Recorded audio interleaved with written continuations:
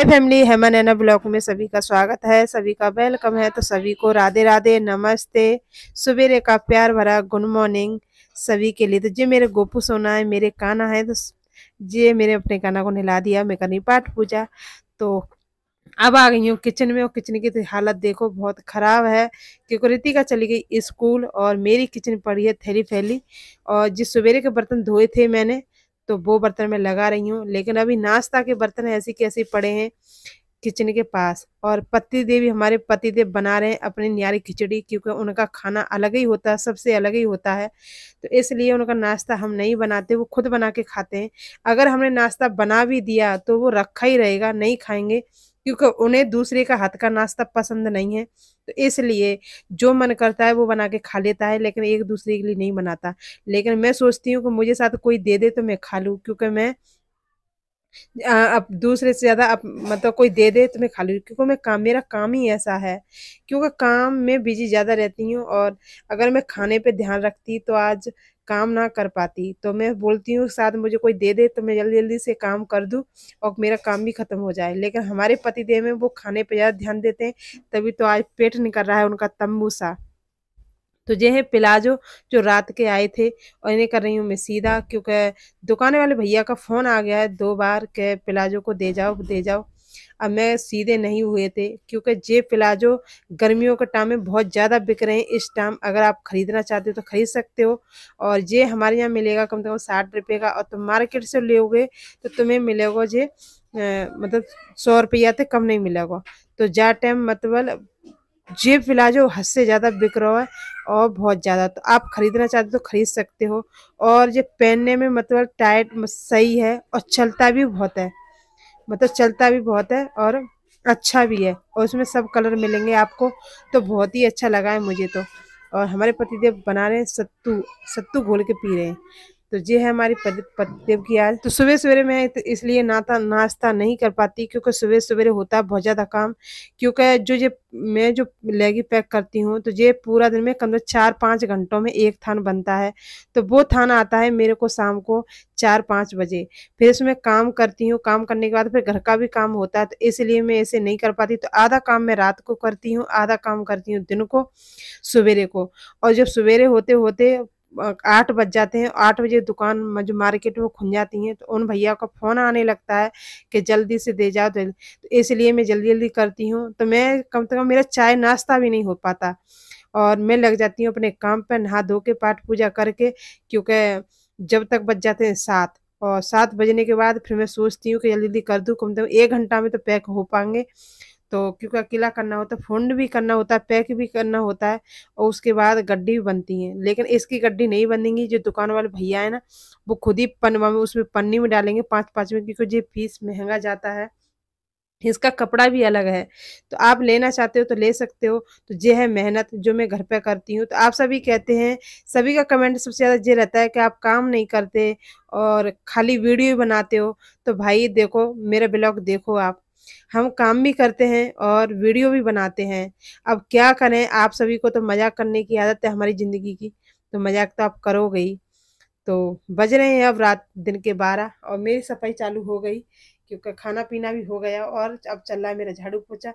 क्योंकि आज मेरे भैया का फ़ोन आया था कि आज हम आ रहे हैं, तो मैं लग पड़ी हूँ, कर रही हूँ जल्दी जल्दी से साफ सफाई रूम की, क्योंकि जब कोई घर आता है तो रूम की सफाई करनी पड़ती है कि हमारा घर अच्छा लगे।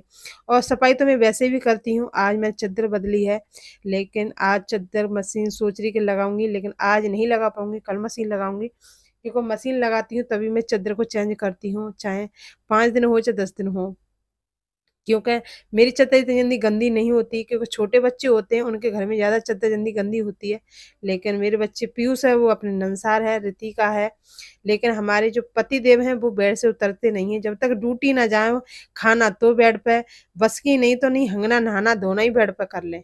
लेकिन हमारे पति की आदत यह है, खाएंगे तो बेड पे, सोएंगे तो बेड पे। हमने बोला खाना है नीचे खाओ, धरती पे बैठ के, क्योंकि धरती पे खाना हमेशा जमीन पर खाना चाहिए। लेकिन हम तो खाना नीचे ही खाते हैं, लेकिन हमारे पतिदेव नहीं खाते, वो सिर्फ बेड पे ही खाते हैं। उनका बस का नहीं है, नहीं बाथरूम किचन यही बना लें बेड कोई। तो इसलिए तो मैं नहीं खाती, बाकी सब खाते हैं, बच्चे भी कभी कभी खा लेते, नहीं धरती पे खाते हैं सभी। क्योंकि मुझे मतलब बहुत अच्छा गंदा लगता है, क्योंकि हम जो खाते हैं और खाना चद्दर पे गिर जाए, और वैसे भी मतलब अच्छा नहीं है, जहाँ सोते हैं वहाँ खाना नहीं खाना चाहिए, खाना हमेशा जमीन पे बैठ के खाना चाहिए। तो ये हमारे पतिदेव की आदत है। हम पतिदेव से बहुत मना करते हैं लेकिन मानते ही नहीं है। उनको तो बस बेड ही पे ही चाहिए, बेड पे ही चाहिए। और मैं लग चुकी हूँ झाड़ पर सफाई करने, क्योंकि जल्दी से सफाई हो जाए। और घर जब कोई मेहमान आता है तो खुशी खुशी में और ज़्यादा हम चाव से करते हैं। और फिर जो तो हमारा डेली का काम है, क्योंकि जो डेली का काम होता है साफ-सफाई का होता है, और मैं साथ के साथ अपने जो कोने-वोने होते हैं साफ कर लेती हूँ, क्योंकि गर्दा जम जाता है। यहाँ है कपड़ों का काम तो सबसे ज़्यादा गर्दा जम जाता है, और आपको दिखेगा भी नहीं, और इतना गर्दा इकट्ठा हो जाता है। जब इकट्ठा हो जाता है तब दिखता है हमें कि कितना सारा गर्दा है। तो ये लेके आई थी मेरे पतिदेव आटे का कट्टा राशन से, उसको मैं पलट लूँगी, क्योंकि आटा भी ख़त्म हो गया है। क्या करें, खा खा के आटा भी ख़त्म हो जाता है, लेकिन साला पेट भरने में नहीं आता। सबसे ज़्यादा मेहनत करनी पड़ती है इस पेट के पीछे, और पेट के पीछे दुनिया कहाँ से कहाँ पड़ी है, और घर को छोड़ के, परिवार को छोड़ के, और ये पेट है ये बनने में नहीं आता। क्या करें, ये पेट की सबसे बुरी बीमारी है, क्या सब कुछ खा जाता है ये पेट है। पिज़्ज़ा, चाउमीन, बर्गर, रोटी, सब्जी, और सबसे ज़्यादा आइटम खाने के ही हैं। तो खाने के साथ-साथ सब कुछ पेट खा जाता है और सब पच जाता है। तो किचन की हालत देखो मेरी क्या हो रही है।